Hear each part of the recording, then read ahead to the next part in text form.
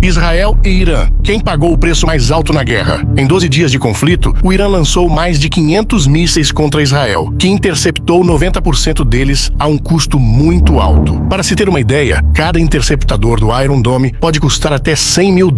E ao mesmo tempo, o Irã perdia 30 de seus generais e 11 cientistas nucleares. Nesse vídeo, vamos analisar os principais pontos dessa guerra de 12 dias. Desde o custo humano, as perdas estratégicas, os gastos militares e até o preço da operação americana, que envolveu 7 bombardeiros voando por mais de 30 horas seguidas. Vamos começar pelo aspecto mais doloroso: o custo humano. Durante os 12 dias de conflito, o Ministério de Saúde e portais israelenses reportaram que 28 pessoas perderam a vida. Mais de 3.200 ficaram feridas e mais de 9.000 tiveram que abandonar suas casas.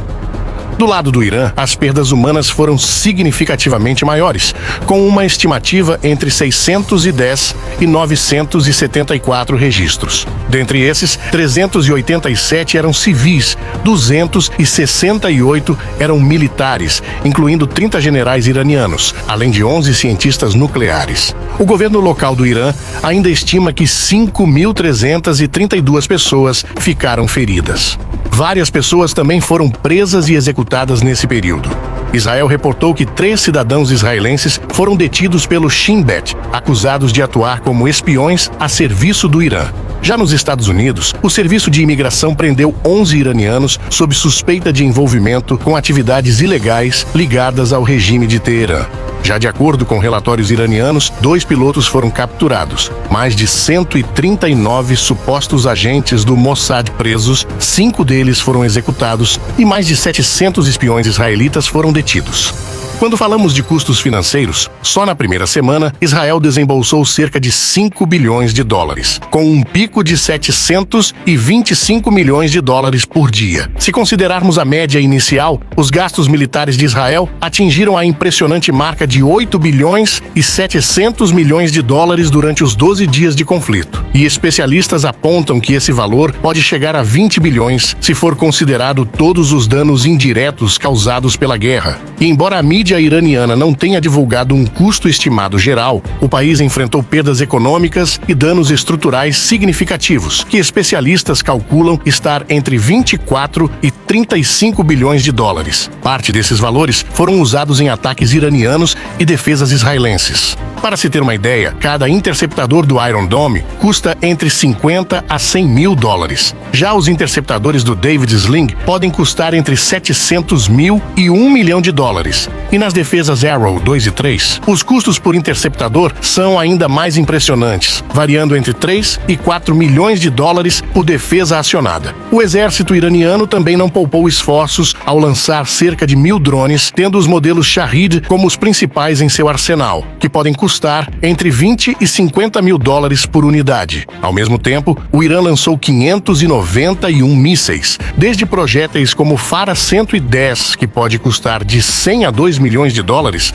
o Zolfaghar, de até 400 mil, o Farah 2, que custam de 1 a 3 milhões, e o Seijil, que pode chegar a 7 milhões e meio de dólares. Vale lembrar que cerca de 90% desses mísseis foram interceptados no ar, ou seja, 50 a 60 projéteis atingiram efetivamente o território israelense. No que diz respeito a equipamentos militares, a situação é bem diferente para os dois lados. Israel reportou perdas quase nulas, mantendo um domínio aéreo completo, mas segundo relatórios iranianos, 5 caças F-35 israelenses foram abatidos, 2 drones Hermes e mais outros 61 veículos aéreos não tripulados foram destruídos. O Irã, por outro lado, sofreu perdas consideráveis, segundo os relatórios israelenses, que apontaram que 8 helicópteros, 5 caças F-14, 2 caças F-5 e uma aeronave de abastecimento KC-707 foi destruída.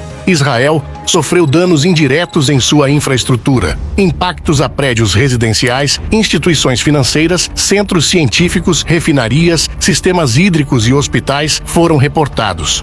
Já o Irã também reportou ataques em unidades de saúde, infraestruturas energéticas, administrativas e de transporte, bases aéreas, ministérios e instalações nucleares importantes.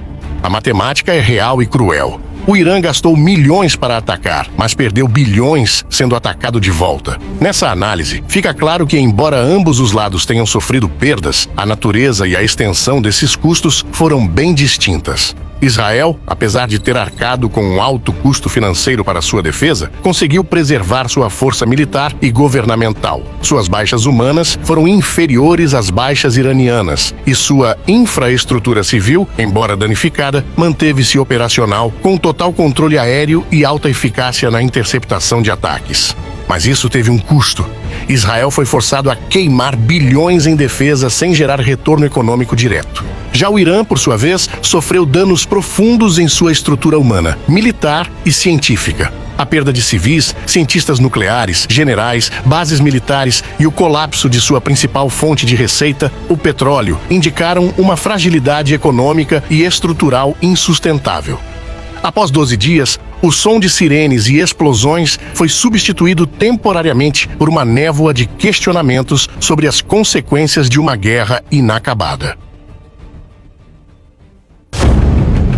A entrada oficial dos Estados Unidos na Guerra do Oriente Médio acontece após uma semana de combates intensos entre Israel e Irã. A primeira instalação, localizada na usina de Natanz, seria o principal centro de enriquecimento de urânio e possuía uma estrutura parcialmente no subsolo que era composta por 3 níveis que estavam entre 30 a 40 metros de profundidade. A segunda, localizada em Isfahan, era uma instalação que funcionava também como um centro de armazenamento de urânio enriquecido e abrigava equipamentos para a fabricação de mísseis balísticos, drones e peças para centrífugas. Já a terceira impressionou o mundo pela sua estrutura extremamente ousada. Isso porque a usina foi construída dentro de uma montanha, um verdadeiro bunker, protegido por sistemas de mísseis terra-ar iranianos e russos, como o S-300, por exemplo. O ataque foi executado com 2 categorias distintas de armamentos. Essas bombas são consideradas as maiores bombas convencionais do arsenal americano, pesando quase 14 mil toneladas cada uma e sendo especificamente projetadas para penetrar estruturas subterrâneas fortificadas.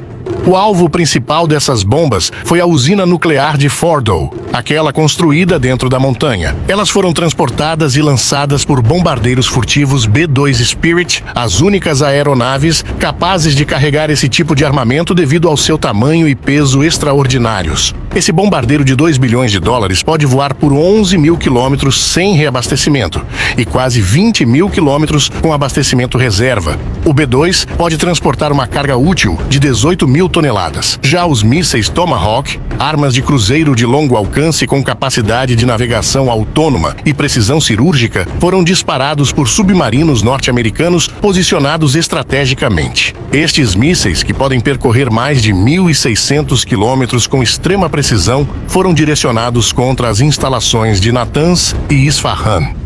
Imagine 7 das aeronaves mais caras do mundo cruzando o céu por 37 horas seguidas.